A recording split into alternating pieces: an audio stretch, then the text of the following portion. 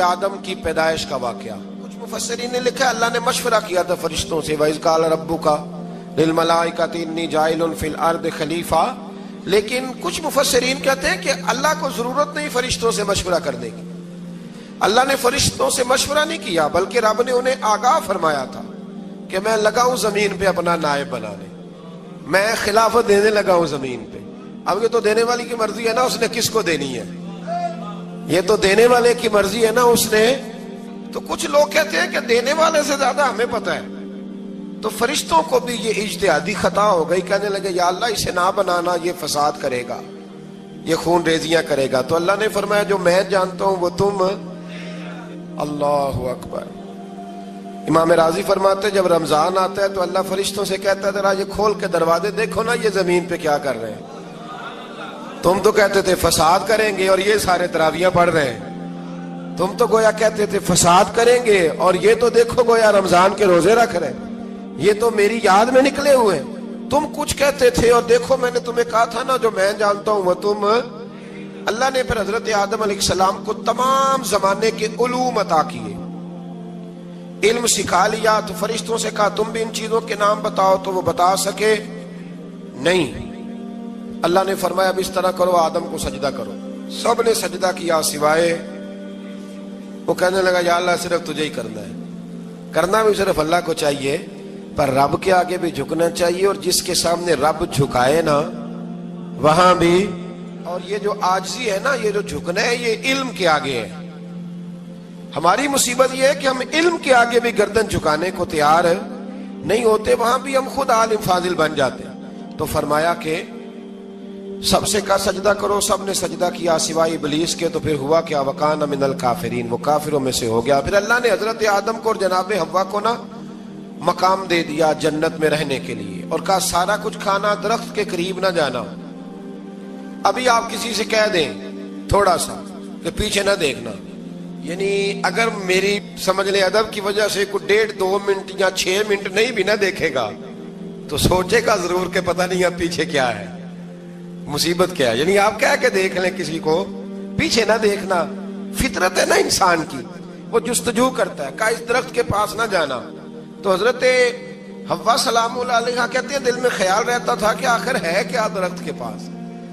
یہی انسان کا عقیدہ توحید ہے کہ جہاں سے رب منع کر دے وہاں وہ منع ہو جائے. اور یہ ان کی خطا نہیں تھی، یہ اللہ کی حکمت تھی، چونکہ رب نے تو پہلے کہہ دیا تھا بنایا ہی زمین کے لیے، تو یہ تو سارا کچھ ہونا تھا تو زمین پہ آنا تھا نا. تو حضرت حوا اور جناب آدم کے پاس شیطان آیا. اب اس کو نکال تو دیا تھا پر ابھی اس کا جنت میں آنا جانا بند نہیں ہوا تھا، یہ بھی اللہ کی حکمت تھی. تو وہ کہنے لگا تمہیں پتہ ہے بعد میں مر جاؤ گے. تو حضرت حوا کہنے لگی کیا موت بھی آئے گی؟ کہاں، اس کی تکلیف بھی بڑی ہوگی، تو پھر بچیں گے کیسے؟ تو کہنے لگے پھل کھا لو اس درخت کا. تو بچنے کے لیے پھل کھایا تھا. اس طرح لوگ آج بہت سارے کام بچنے کے لیے کرتے ہیں پر بچ سکتے، بچنے کے لیے پھل کھایا. تو اللہ نے فرمایا زمین پہ چلے جاؤ. تو حضرت آدم زمین پہ آئے، پھر کئی 100 سال روتے رہے. فَتَلَقَّى آدَمُ مِن رَبِّهِ کَلِمَاتٍ، تو پھر اللہ نے خود ہی جناب آدم کو کچھ کلمے سکھائے. علامہ اسماعیل حقی فرماتے ہیں وہ کلمے یہ تھے کہ حضرت آدم نے میرے نبی کا وسیلہ پیش کیا، اللہ کریم نے جناب آدم کی دعا کو مقبول فرما لیا. پھر آگے بنی اسرائیل کا ذکر آ جاتا ہے. اللہ تعالیٰ نے بنی اسرائیل، آج آپ اسی قوم کو یہودی کہتے ہیں، ان کو اللہ نے اس زمانے میں فضیلت عطا کی تھی بہت زیادہ. تو عرب کے اندر جب نبی پاک علیہ السلام نے اعلان نبوت کیا تو کچھ لوگوں نے یہ کہہ دیا کہ اگر یہ یہودی کلمہ پڑھ لیں گے تو ہم بھی پڑھ لیں گے. تو پھر اللہ نے انہیں یاد کرایا کہ تم اصل میں کیا ہو، تمہیں کلمہ پڑھنا چاہیے.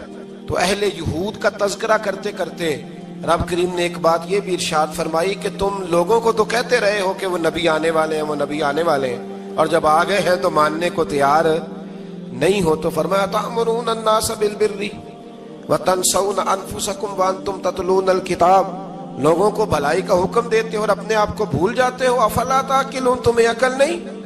پھر اللہ نے انہیں یہ بھی یاد کرایا کہ یاد کرو وہ زمانہ کہ جب فرعون نے خواب دیکھ لیا تھا کہ کوئی بچہ اس کی سلطنت کو تباہ کرے گا، تو پھر اس نے تمہارے بچوں کو ذبح کرانا شروع کیا اور تمہاری بیٹیوں کو چھوڑتا تھا.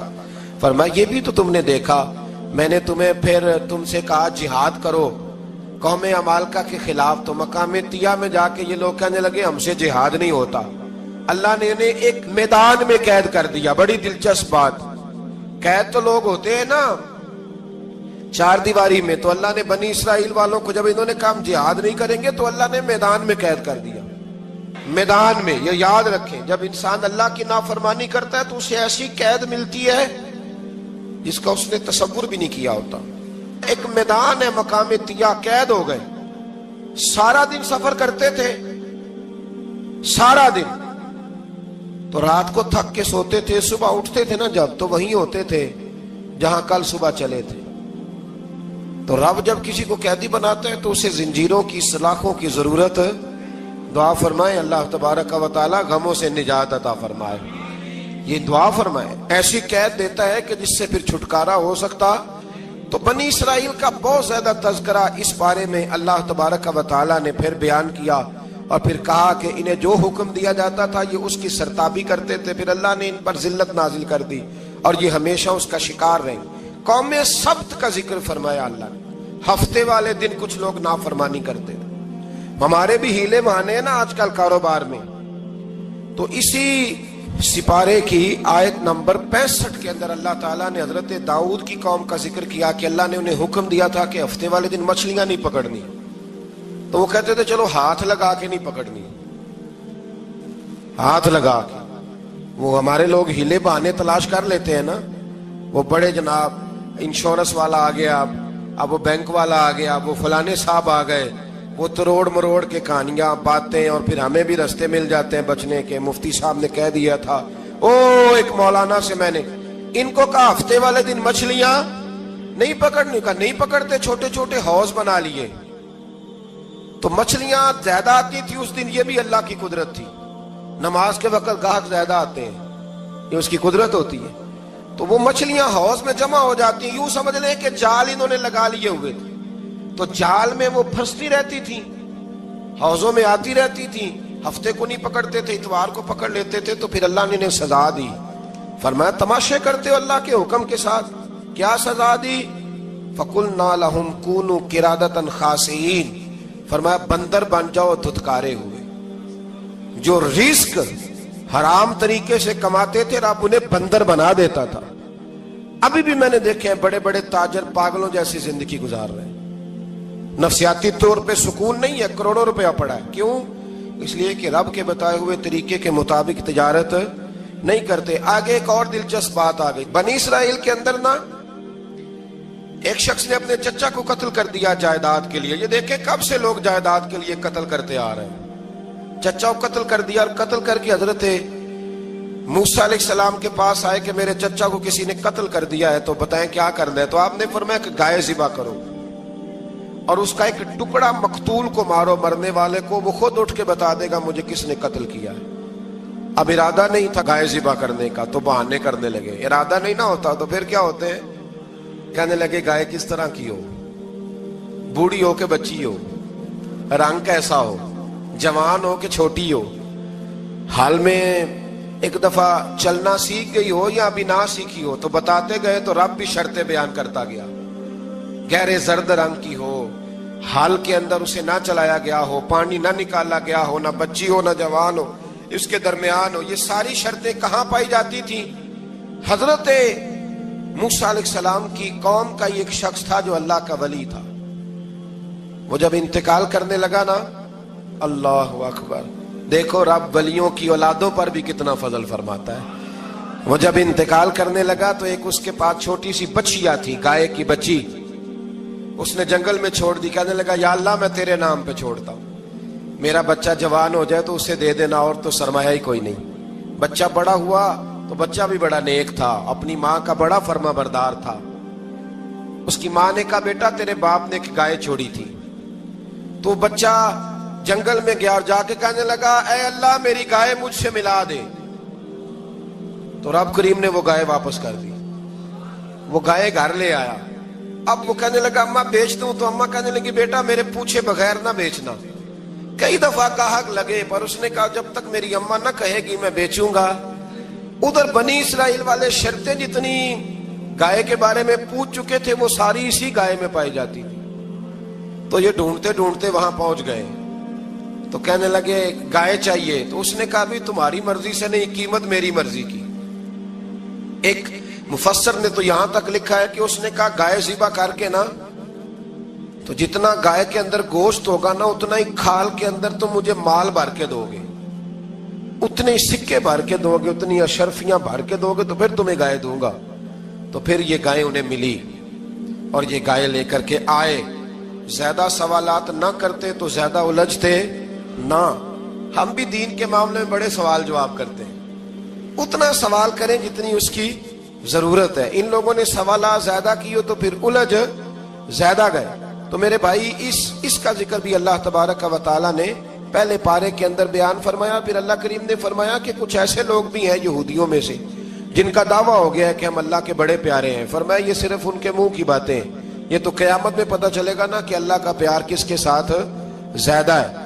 اور پھر یہ بھی یہودیوں نے دعویٰ کیا ہے، اسی پارے میں اللہ فرماتے ہیں کہ ان کا دعویٰ ہے کہ ہم اللہ کے بڑے پیارے ہیں، جنت میں ہم ہی جائیں گے. تو اللہ فرماتا ہے پھر مرنے کی دعا تو کرو، جنت میں تو مر کے جانا ہے نا.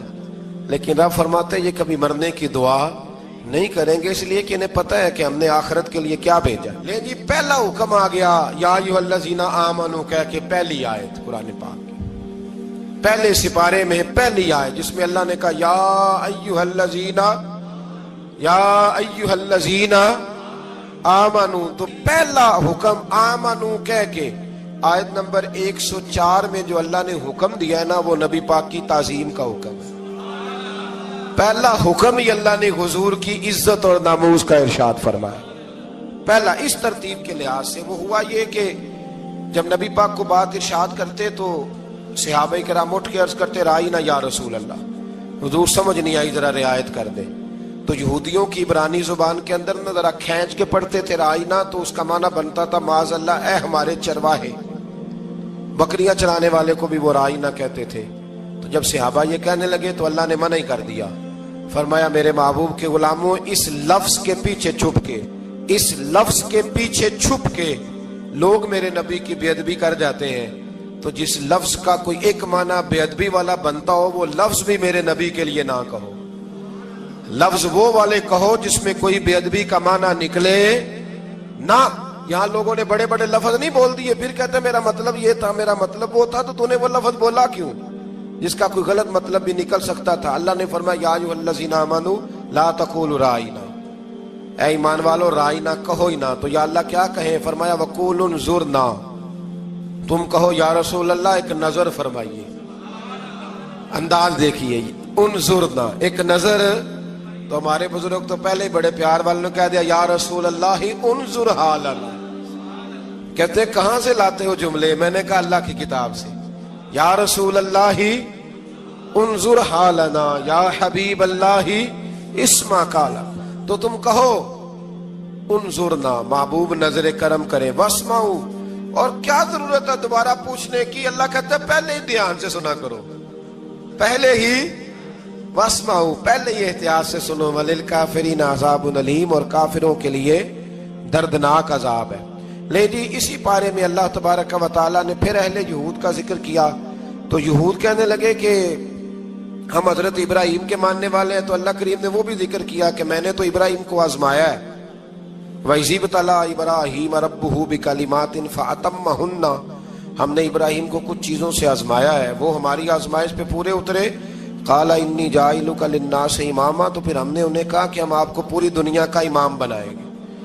وہ آزمائش کیا تھی؟ آگ میں جانا بھی آزمائش، بیٹے کا نہ ہونا بھی آزمائش، بیٹا ہوا تو پھر اسے وادی غیر ذی زرع ان میں چھوڑ کے آنا بھی آزمائش، بڑا ہوا تو پھر ذبح کرنا بھی آزمائش. فرمایا جہاں جہاں آزمایا ہے نا ابراہیم ہماری آزمائش میں پورے اترے. فرمایا تو مفت میں حضرت ابراہیم کی اولاد بنتے ہو اور ان کا نام لیتے ہو اور ان کے ساتھ اپنا تعلق بناتے ہو، دیکھو تو صحیح وہ کتنی آزمائشوں سے گزرے. تو اس کا بھی اللہ نے اسی میں ذکر فرمایا. اور پھر وہ بات کرتے تھے حضرت یعقوب کی اور حضرت اسحاق کی. تو فرمایا وہ تو ہمارے اتنے خاص بندے تھے کہ وصال کے وقت بھی انہوں نے اپنی اولادوں کو نصیحت فرمائی تھی کہ اللہ کی توحید پہ قائم رہنا. اس کا ذکر بھی اللہ نے اسی پارے میں بیان فرمایا. اور جو حضرت ابراہیم اور جناب اسماعیل نے کعبہ تعمیر کیا تو اس کا ذکر بھی اللہ تعالیٰ نے اسی پارے میں فرمایا. فرمایا جب وہ کعبہ بنا رہے تھے تو کہہ رہے تھے ربنا تقبل منا، کہہ رہے تھے اے اللہ بنا ہم نے دیا ہے پر مہربانی فرما ہم سے قبول فرما لے.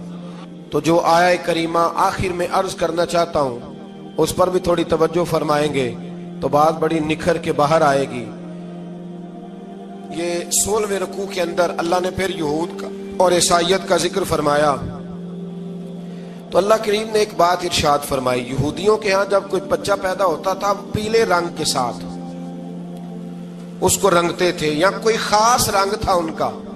بچہ پیدا ہوتا تو اس پر وہ رنگ چڑھاتے کہ یہ جی ہمارے مذہب کا رنگ ہے. ہمارے ہاں بھی رسمیں ہیں نا اپنی اپنی، معاذ اللہ اپنی اپنی نہیں ہونی چاہیے، اللہ رسول کا حکم ہونا چاہیے.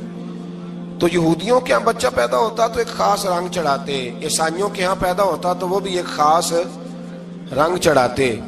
تو مسلمانوں کے ہاں بچے پیدا ہوئے تو انہوں نے بھی توجہ کی کہ یہ کیا ہو رہا ہے، تو رب کریم نے فرمایا صبغۃ اللہ، رنگ اللہ کا ہی ہے. ومن احسن من اللہ صبغہ، اور فرمایا اللہ کے رنگ سے زیادہ خوبصورت کس کا رنگ ہو سکتا ہے. اللہ کا رنگ کیا ہے؟ لا الہ الا اللہ محمد الرسول اللہ صلی اللہ علیہ. فرمایا نیلے پیلے کالے رنگ نہ چڑھاؤ، اپنے ذہن پر توحید و رسالت کا رنگ چڑھاؤ.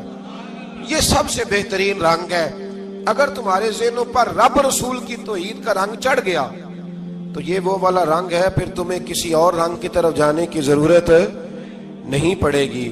تو فرمایا رنگ وہ پیدا کرو جو توحید کا ہے، رسالت کا ہے، اس رنگ کی توجہ کرو. قرآن مجید کے اس پارے میں اللہ کریم نے مختلف باتیں بیان کر کے آخری رکوع میں یہ جو رنگ کا ذکر فرمایا نا تو یہ لگتا ہے پورے پارے کا خلاصہ ہے کہ رب کریم نے فرمایا اصل بات یہ ہے کہ تمہاری سوچوں پہ رب رسول کی توحید و رسالت کا رنگ ہونا چاہیے. ہر وقت بچہ پیدا ہو کو دنیا سے جائے تو رنگ کس کا ہونا چاہیے؟ اللہ رسول کے دین کا. اللہ تعالی ہمیں سمجھنے کی توفیق عطا فرمائے. آخر دعوانا